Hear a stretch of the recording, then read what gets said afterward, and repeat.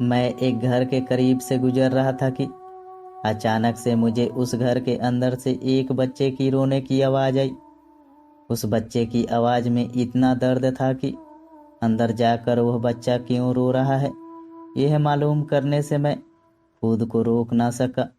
अंदर जाकर मैंने देखा कि एक माँ अपने 10 साल के बेटे को आहिस्ता से मारती और बच्चे के साथ खुद भी रोने लगती।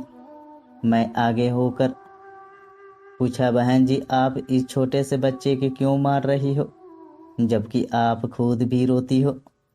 उसने जवाब दिया, भाई साहब इसके पिताजी भगवान को प्यारे हो गए हैं और हम लोग बहुत गरीब हैं।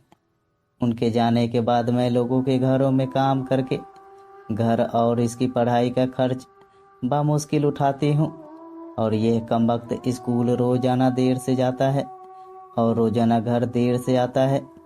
जाते हुए रास्ते में कहीं खेल कूद में लग जाता है और पढ़ाई की तरफ जरा भी ध्यान नहीं देता है, जिसकी वजह से रोजाना अपनी स्कूल की वर्दी गंदी कर लेता है। मैंने बच्चे और उसकी माँ को जैसे तैसे थोड़ा समझाया और चल दिया। इस घटना को कुछ दिन ही बीते थे कि एक दिन सुबह सुबह कुछ काम से मैं सब्जी मंडी गया तो अचानक मेरी नज़र उसी 10 साल के बच्चे पर पड़ी जो रोजाना घर से मार खाता था। मैं क्या देखता हूँ कि वो बच्चा मंडी में घूम रहा है और जो दुकानदार अपनी दुकानों के लिए सब्जी खरीद कर अपनी बोरियों में डालते तो उनसे कोई सब्जी जमीन पर गिर जाती थी, वह बच्चा उसे फौरन उठाकर अपनी झोली में डाल लेता। मैं यह नज़ारा देखकर परेशानी में सोच रहा था कि ये चक्कर क्या है। मैं उस बच्चे के चोरी चोरी पीछा करने लगा। जब उसकी झोली सब्जी से भर गई तो वह सड़क के किनारे बैठकर उसे ऊंची ऊंची आवाज़ें लगाकर वह सब्जी बेचने लगा। मुंह पर मिट्टी, गंदगी वर्दी और आंखों में नमी ऐसा महसूस हो रहा था कि ऐसा दुकानदार जिंदगी में पहली बार देख रहा हूँ। अचानक एक आदमी अपनी दुकान से उठा जिसकी दुकान के सामने उस बच्चे ने अपनी नन्ही सी दुकान लगाई थी।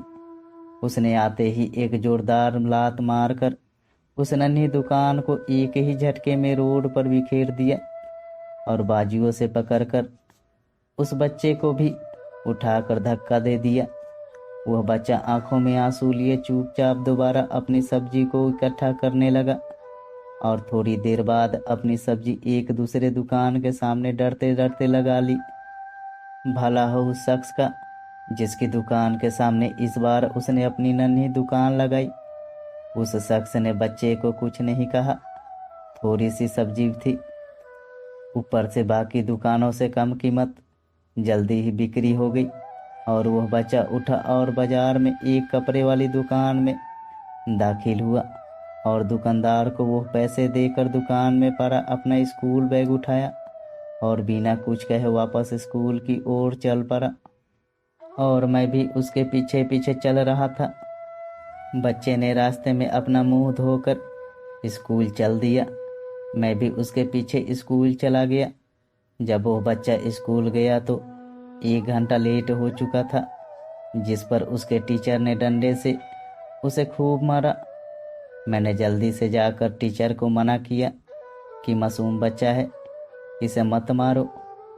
टीचर कहने लगे कि यह रोजाना 1-1.5 घंटे लेट से ही आता है और मैं रोजाना इसे सजा देता हूँ कि डर से स्कूल वक्त पर आए और कई बार मैं इसके घर पर भी खबर दे चुका हूँ।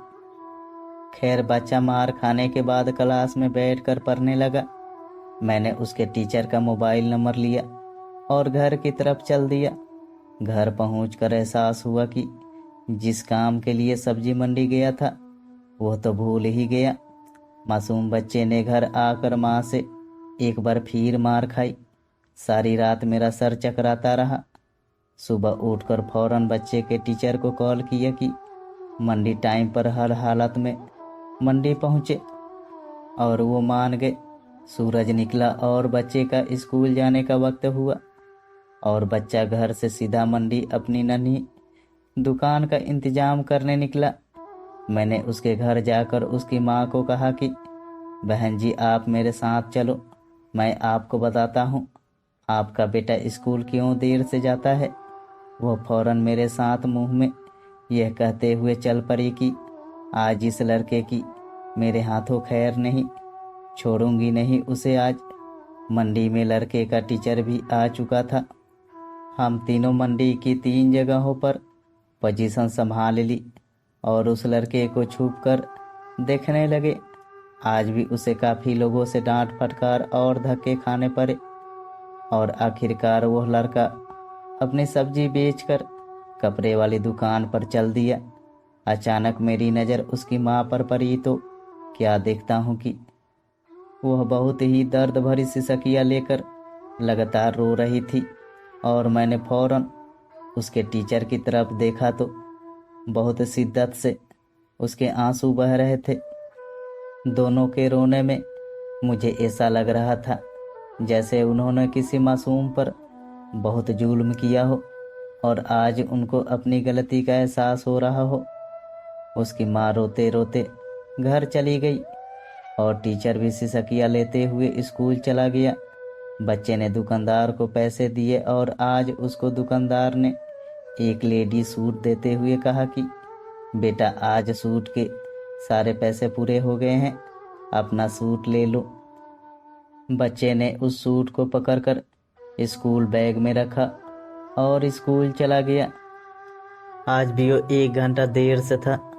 वो सीधा टीचर के पास गया और बैग डेस्क पर रख कर मार खाने के लिए अपनी पोजीशन संभाल ली और हाथ आगे बढ़ा दिए कि टीचर डंडे से उसे मार ले।